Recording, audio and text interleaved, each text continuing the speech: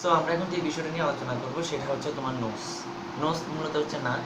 এটা দিয়ে আমরা মূলত কী করতে পারি? ফ্রেগনেন্স, মানে তোমার একটা গন্ধ আসছে, গন্ধটা কি ভালো নাকি এটা দুর্গন্ধ, সুগন্ধ নাকি দুর্গন্ধ, এই বিষয়টা আমরা কী করতে পারি? জাস্টিফাই করতে পারি, আইডেন্টিফাই করতে পারি। We can identify fragrance and odour with our নোস।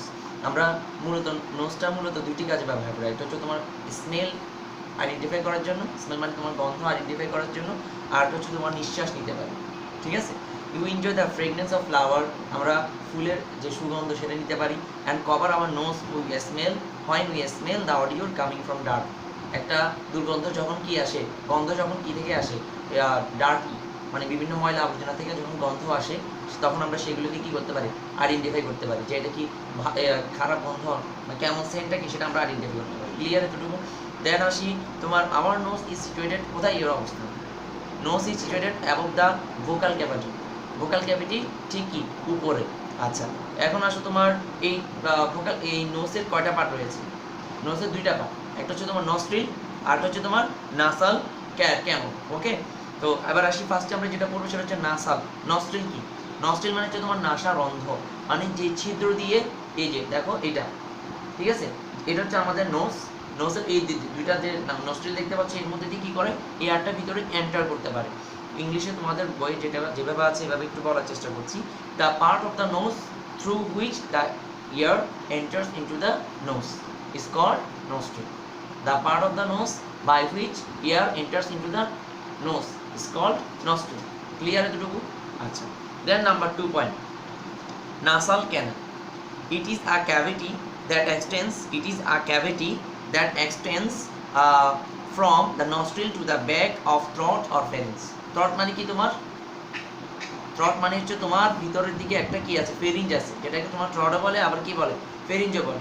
এটা নাসাল ক্যানেল মূলত বলতে পারে একটা খালের মতো, বিশাল খাল, যেটার মধ্যে দিয়ে তোমার বাতাস ইন করবে, ভিতরে যাবে। Okay, it is a cavity that extends from the nostril to the back of throat or ফেরিঞ্জ।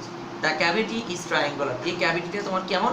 এই ক্যাভিটিটা হচ্ছে তোমার, এই নাসাল ক্যানেলটা হচ্ছে তোমার একটা ট্রায়াঙ্গুলার ইন শেপ, মানে এটা মূলত হচ্ছে তিন কোণা আকার হয়, triangular in shape and divided into two parts by a thin wall. The front part is divided, is covered with hair, and the hinder part is lined with a mucous membrane. এর সামনের দিকে হচ্ছে তোমার কিছু ছোট ছোট কি থাকে, দেখো ভিতরে ছোট ছোট চুল আছে, আর ভিতরের দিকে এটা মূলত একটা মিউকাস, যে পার্টটা আমরা দেখতে পাই না, সেটা তোমার মিউকাস মেমব্রেন দিয়ে আবৃত থাকে। ক্লিয়ার? আচ্ছা, এই মেমব্রেন, এই মিউকাস মেমব্রেনটাকে আমরা আরেকটা নাম দেওয়া হয়েছে, সেটা হচ্ছে তোমার স্মেল মেমব্রেন। যে মেমব্রেনটা, যে পর্দাটা তোমার কি গন্ধ আইডেন্টিফাই করতে পারে। ক্লিয়ার? আচ্ছা, it contains blood capillaries and numerous smell receptor cells. এই তোমার যে আমরা একটু আগে বললাম যে স্মেল মেমব্রেনটা, এর মধ্যে কি কি আছে? ব্লাড ক্যাপিলারিজ আছে এবং কি আছে? নিউমেরাস স্মেল রয়েছে, নিউমেরাস স্মেল রিসেপ্টর সেল রয়েছে। এবার আসো আমরা মোটামুটি নোসের দুইটা অংশ, নস্ট্রিল এবং কি নাসাল ক্যানেল, এই বিষয়টা নিয়ে আলোচনা করেছি। এখন আমরা যে বিষয় নিয়ে আলোচনা করবো সেটা হচ্ছে তোমার কিভাবে এই নাকের আমরা যত্ন নিতে পারি। ঠিক আছে? We smell through the nose, okay, and also breathe through it. আমরা একটু আগে বলেছি যে আমরা নিঃশ্বাস নেই এবং আমরা গন্ধ আইডেন্টিফাই করতে পারি এই নোসের মাধ্যমে।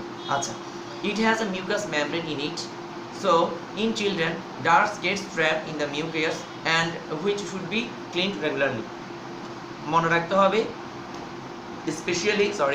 স্পেশালি তোমার বাচ্চাদের ইয়াতে মানে ময়লাগুলো বেশি চলে যায়, ঠিক আছে, এবং এই ডার্টগুলো তোমার কি হয়ে যায়? ডার্টগুলো মিউকাসের মধ্যে গিয়ে ট্র্যাপ হয়ে যায়, যেগুলো আমাদের অবশ্যই কী করতে হবে? কিছুদিন পর রেগুলারলি, বলতে গেলে প্রতিদিনই আমাদের সেগুলো পরিষ্কার করতে হবে, নাকটাকে পরিষ্কার রাখতে হবে। এভাবে আমরা নাকের কি নিতে পারি? যত্ন নিতে পারি। ঠিক আছে, আশা করি এতটুকু তোমাদেরকে বুঝাতে পারছি। এখন আমরা যে বিষয় নিয়ে আলোচনা করবো সেটা হচ্ছে তোমার টাং। টাং মানে হচ্ছে কি? জিহ্বা বলি আমরা, যেটাকে আঞ্চলিক ভাষায়। ঠিক আছে, এখন আমরা সেই বিষয় নিয়ে আলোচনা করব। আচ্ছা, এখন আমরা যদি একজন ব্যক্তির নাম, একটা স্টুডেন্টের নাম ধরলাম, তোমাদের মধ্যে একজনের রাকিবের কথা বলছি। রাকিব মিষ্টি পছন্দ করে, ঠিক আছে, মিষ্টি দেখলে তার মুখ থেকে লালা ঝরে। Okay, we feel various type of taste such as sweet, তারপর হতে পারে সাওয়ার, স্পাইসি অ্যান্ড বিটার। এ মিষ্টি বলতে পারো, মিষ্টি যে স্বাদটা, তারপর সাওয়ার যে টক স্বাদটা, স্পাইসি ঝাল, তারপর বিটার তিক্ত স্বাদ, তিতা। হ্যাঁ, এই সবগুলো স্বাদ আমরা করতে পারি, আইডেন্টিফাই করতে পারি কিভাবে? টাঙের মাধ্যমে, জিহ্বার মাধ্যমে। ঠিক আছে, এটাকে বলা হয় তোমার অর্গান অফ টেস্ট। টাং হচ্ছে এমন একটা অর্গান যেখানে আমরা টেস্ট নিতে পারি, কোনো কিছুর স্বাদ নিতে পারি। Okay, the long and muscular organ, এই ইয়েটা হচ্ছে তোমার টাংটার কি সেটা ডেফিনেশনটা আমরা এখন দিচ্ছি। The long and muscular organ situated in the vocal cavity is called tongue. টাংটা হচ্ছে তোমার ভোকাল ক্যাভিটিতে অবস্থানকারী সবচেয়ে লম্বা এবং মাস্কিউলার অর্গান। ক্লিয়ার? আচ্ছা, this is a covering over the tongue containing the taste buds which is use to receive various taste. এই ইয়ার মধ্যে, কিসের মধ্যে? এই ভোকাল ক্যাভিটির মধ্যে যে টাংটি রয়েছে তার মধ্যে একটা, এই টাংয়ের উপরে একটা কি রয়েছে? কভারিং রয়েছে। যেই কভারিংটা তোমার কি করে? স্বাদটা নেই। মূলত হচ্ছে আমাদের টাংয়ের চারপাশে যে কভারিংটা রয়েছে সেই কভারিংটাকে এখানে বোঝানো হয়েছে। ঠিক আছে? আচ্ছা, এই যে টেস্ট বার্ড রয়েছে, এই টেস্ট বার্ডটা মূলত বিভিন্ন ধরনের স্বাদ গ্রহণ করার জন্য এটি কাজ করে থাকে। ঠিক আছে, এই টেস্ট বার্ডের সামনের দিকে যে অংশ রয়েছে, the front sides and back side of the tongue contain special test birds. এই তোমার এই টাঙের সামনে এবং পিছনে স্পেশাল কি রয়েছে? কিছু টেস্ট বার্ড রয়েছে। আচ্ছা, আমরা মিষ্টি এবং মিষ্টি এবং সল্টি স্বাদ নেওয়ার জন্য আমাদের টাঙের, দ্যাটস মিন জিহ্বার সামনের পার্টটা কাজ করে থাকে। দ্যাটস মিন এটা। ওকে, দেন we can feel sweet and salty parts with the front part of the tongue. আমি এই জিনিসটা আশা করি সবাই বুঝতে পেরেছো যে আমাদের জিহ্বার সামনের দিকের অংশটা কি করে সুইট এবং সল্টি যে স্বাদ সেটা আমরা নিতে পারি।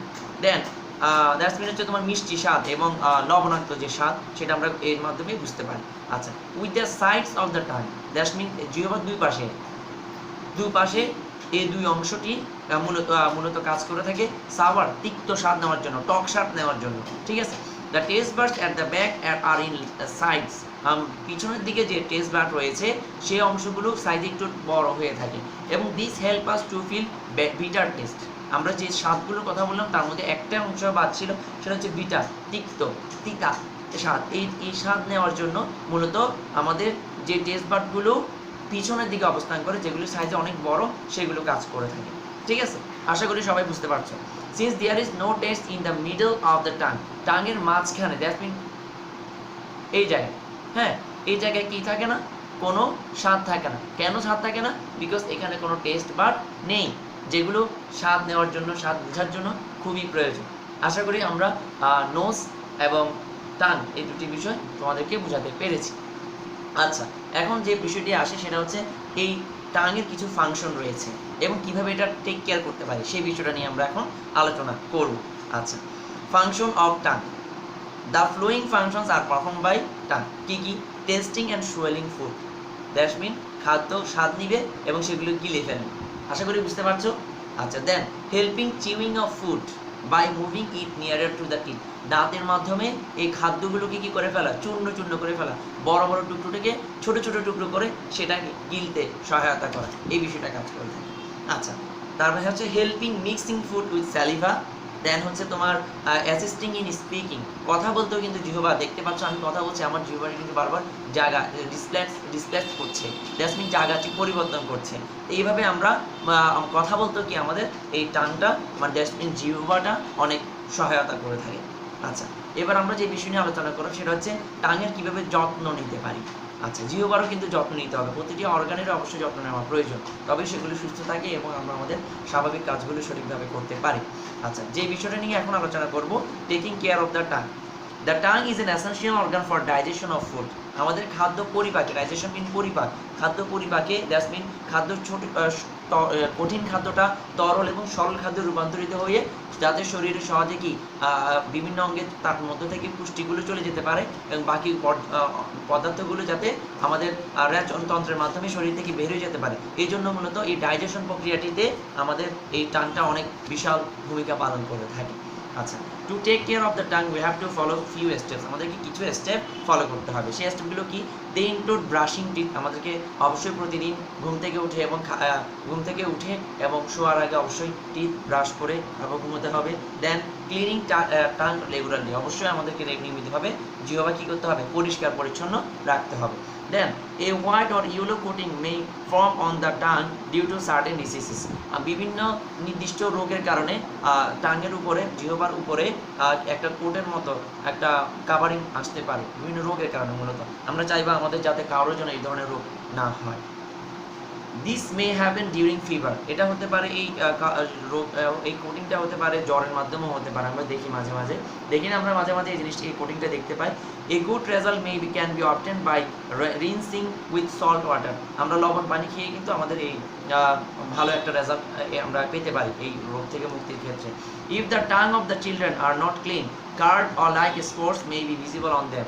শিশুদের এই টাং যদি সঠিকভাবে যদি পরিষ্কার না রাখা হয়, সেক্ষেত্রে তাদের ইয়াতে কার্ড জাতীয় একটা স্পট পড়তে পারে। আচ্ছা, ইট অকিউরস ডিউ টু ফাঙ্গাল ইনফেকশন, এটা মূলত একটা ছত্রাক জাতীয় একটা ইনফেকশনের কারণে এটি ঘটে থাকে। ক্লিন দ্য টাং রেগুলারলি, প্রতিদিন আমাদেরকে টাংটা পরিষ্কার রাখতে হবে। If you have a sore tongue or vocal cavity, consult the doctor immediately. যদি এই ধরনের টাং জাতীয় জিহ্বার কোনো প্রবলেম থাকে, সেটা যদি খুবই মারাত্মক হয়ে থাকে, ছোট থেকে ছোট যাই হোক না কেন, অবশ্যই ডক্টরের পরামর্শ নিয়ে সেই প্রবলেমটা সলভ করতে হবে। আচ্ছা, আমাদের আজকে যে তৃতীয় টপিক, আমরা এই মুহূর্তে আমাদের এই সেশনের দ্বিতীয় টপিকটা, আমরা সেকেন্ড সেশনের তৃতীয় টপিকটি যেটা আলোচনা করছি, সেটা হচ্ছে স্কিন এবং স্কিন কেয়ার। দ্যাটস মিন ত্বক নিয়ে আমরা এখন আলোচনা করব। We feel like if an ant works on our body, we can feel if anyone is hot or anything is hot or cold. That's mean আমরা কোনো একটা প্রাণী, ছোট একটা প্রাণী পিঁপড়াও যদি আমাদের শরীরে যায়, আমরা বুঝতে পারি যে সে আমাদের শরীরের উপরে হাঁটছে। কীভাবে? কারণ আমরা ত্বক, যে স্কিন, যে সেন্সরি অর্গান আছে, সেটা আমাদের ব্রেনের কাছে তথ্য দিয়ে পাঠিয়ে দিচ্ছে যে আমার শরীরের উপর দিয়ে কে একজন হাঁটছে। Okay, then we can feel anything is hot or cold. কোনো কিছু গরম, একটু পানি আমাদের শরীরে যদি সামান্য একটু লাগে, আমরা সেটা সাথে সাথে কি সেন্সরি অর্গানের মাধ্যমে আমরা সেটা বুঝতে পারছি। আচ্ছা, then we can also understand if anybody touches us. যদি কেউ আমাদেরকে কি করে, স্পর্শ করে, আমরা সেটাও কি খুব সহজে বুঝতে পারছি। Why and how does this happen, মূলত এই বিষয়গুলো কেন ঘটে, আমরা এই বিষয়গুলি আজকে আমাদের এই আলোচনায় সর্বশেষ যে বিষয়টি আলোচনা করছি স্কিন নিয়ে, সেটিতে আমরা বুঝতে পারবো। আচ্ছা, skin, the organs that make up our body are covered with skins to protect them from diseases or external injury. স্কিনটা মূলত আমাদেরকে বিভিন্ন রোগ জীবাণু থেকে রক্ষা করতে সহায়তা করে থাকে এবং বিভিন্ন ধরনের বহিস্থ যে ইনজুরি হতে পারে, আহত হতে পারে আমরা যে কোনোভাবে, সেই বিষয়গুলো থেকে স্কিন আমাদেরকে প্রোটেক্ট করে। আমাদের skins act as the covering of our body. Skin মূলত আমাদের শরীরের কাভারিং হিসেবে, মানে উপরে একটা মেমব্রেনের মতো কাজ করে বলতে পারি। স্কিন হ্যাজ টু লেয়ার্স, স্কিনের দুটি লেয়ার রয়েছে, একটা হচ্ছে এপিডার্মিস, একটা হচ্ছে এন্ডোডার্মিস। আমরা এখন ফার্স্টে যে বিষয়টি আলোচনা করব সেটা হচ্ছে epidermis. This is the outer layer of the skin. স্কিনের সব বাহিরের যে লেয়ারটা, সেটা হচ্ছে এই epidermis. Then the skin of palm and sole is thick and the skin of lip is thin. আচ্ছা, এখানে মূলত এই পাম এবং সোলের স্কিনটা হচ্ছে তোমার পুরো হয়ে থাকে, এবং দ্য স্কিন অফ লিপের স্কিনটা হয়ে থাকে তোমার পাতলা। Then hair and nails outgrows from epidermis. Epidermis has hair follicles. Epidermis এর কিছু কি রয়েছে? hair follicles রয়েছে। Then endodermis. There are blood vessels and nerves in the endodermis. Endodermis এর বিভিন্ন blood vessel রয়েছে এবং নার্ভ রয়েছে, স্নায়ু রয়েছে। It also contains sweat glands. আমাদের ঘাম গ্রন্থিটা এই এন্ডোডার্মিসের মধ্যেই অবস্থান করছে, এবং অয়েল গ্ল্যান্ডস, এছাড়াও কিছু গ্ল্যান্ড আছে, সেবাকাস glands and hair root. Okay, the number of sebaceous glands is in palm and sole is greater. palm এবং সোলে এই sebaceous গ্ল্যান্ডের পরিমাণটা একটু বেশি থাকে। ওকে, এখন আমরা যে বিষয়টি পড়বো সেটা হচ্ছে ফাংশনস অফ স্কিন। স্কিন বিভিন্ন ধরনের ফাংশন কাজ করে থাকে। Protects the soft part of the body from external injury, hot, sunshine and cold. আশা করি বুঝতে পারছো যে গরম থেকে, রোদের তীব্র রোদ থেকে, তারপর ঠান্ডা থেকে, বিভিন্ন ধরনের এক্সটার্নাল যে ইনজুরি হয়ে থাকে, বহিস্থ ইনজুরি, সেগুলো থেকে আমাদের শরীরকে সেটি রক্ষা করে থাকে। Prevents microbes from getting into the body. মাইক্রোবগুলো, এগুলো খুবই ক্ষতিকারক জীবাণু, এই জীবাণুগুলো যাতে আমাদের শরীরে প্রবেশ করতে না পারে, এগুলো থেকে আমাদের এই স্কিন রক্ষা করে থাকে। দেন হচ্ছে expels harmful substances from the body, এবং বিভিন্ন ধরনের ক্ষতিকারক বস্তুগুলোকে শরীর থেকে বের করতে সহায়তা করে থাকে skin. Protects the body from harmful sun rays. আমাদের যে সূর্যরশ্মিটা আমরা শরীরে পাই, আসলে সূর্যটা অনেক দূর থেকে আসে, কিন্তু তবুও এর সূর্যের আলট্রাভায়োলেট যে রেটা, এই রেটা আমাদের খুবই ক্ষতিকর প্রভাব ফেলতে পারে আমাদের শরীরে। সেই ক্ষতিকর প্রভাব থেকে স্কিন আমাদেরকে প্রোটেক্ট করে থাকে, নিরাপত্তা দিয়ে থাকে। আচ্ছা, এবার আমরা সর্বশেষ যে বিষয়টি করবো সেটা হচ্ছে taking care of skin. The skin makes the outer covering of our body. Skin মূলত আমাদের শরীরের বাইরের যে আউটার কাভারিং সেটিতে কাজ করে থাকে। আমরা একটু আগে বলেছি যে বিষয়টা আমাদের যে বিষয়গুলোর প্রতি আমাদের নজর দিতে হবে সেদিকে সেগুলো আমরা এখন আলোচনা করছি।